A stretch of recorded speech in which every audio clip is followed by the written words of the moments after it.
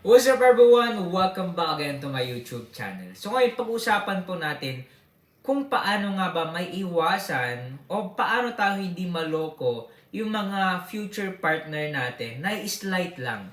Okay? Kung makita nyo po sa aking thumbnail ay meron pa akong partner dyan dati. Okay? Yung small partner lang naman.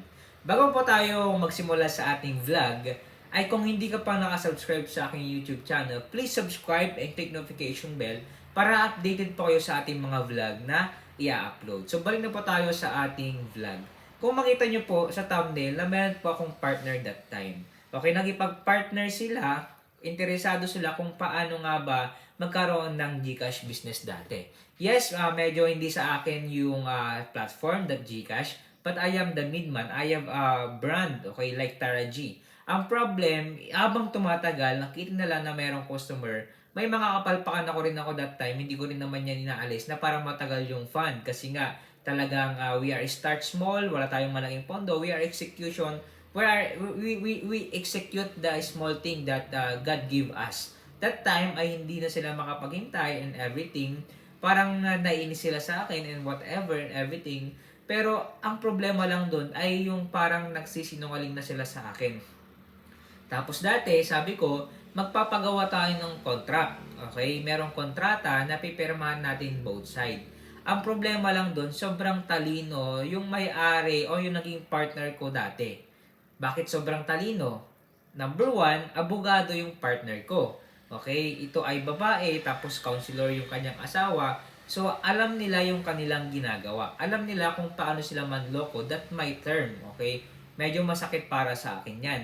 Dahil habang tumatagal, okay, meron naman akong pondo na ibinibigay, binigyan ko na lang SIM card, binigyan ko sila ng merch, ng libre, ng damit na libre, sa akin yung tarpaulin and everything, na-build na yung GCash cash in cash out, kumikita na. Habang tumatagal, sabi nila na mahina na daw and everything. Tapos parang gusto nilang kumalas. Okay, medyo naiintindihan ko sila kasi parang may time na parang nainis sila sa akin and whatever and everything. Pero ang hindi ko maintindihan is yung parang hindi nila in-explain na sinabi sana na ganito, ganito, ganyan, o ganito, ganyan. After that, nung tinanggal na yung GCash business ko, o kaya naman yung brand ko, okay, tuloy-tuloy pa pala yung GCash business, okay? Nakita nila yung system ko kung paano ako mag-execute, ano yung system ng business ko, nakita nila. Kaya ang nangyari, nawalan ako ng branches. Ang mali na ginawa ko doon is we have no contract. Hindi kami nagpirmahan. Kumbaga nag-execute na ako na magkaroon ng branches doon. Ang problema lang kasi doon yung kumbaga padalos-dalos. Kaya we need a planning, a good plan. Nasa Bible po yan.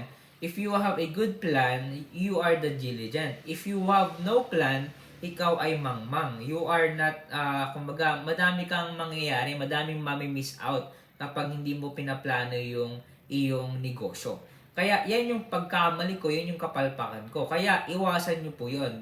Kung magkakaroon kayo ng partner, small partner lang, okay, maliit lang naman yan na business and everything, you need to be responsible of your contract. Para kapag meron kayong issue and everything, meron kayong black and white na pinag-usapan.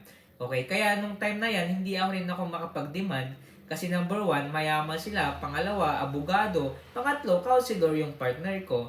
I have no connection. Okay? Medyo masakit. Na-offend ako doon. Gusto kong kausapin pero dahil mahirap na, okay, pinapasa Diyos ko na lang. At doon ko rin na-realize talaga na kung ano, kumbaga, sa business talaga, hindi mo alam yung totoo. Diyan ako na trauma. Kaya dati ayoko na mag-business. Pero that's part of the business.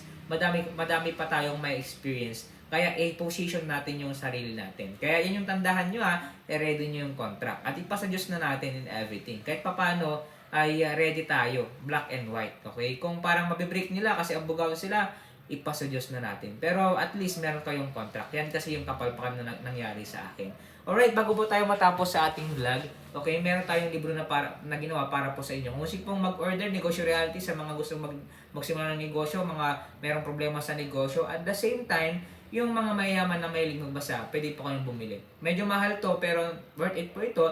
At the same time, hindi nyo malaman kung bakit mahal itong libro na to. Nasa link po yung Facebook page official po natin. Click nyo lang po yan, message nyo po kami. Thank you po and God bless.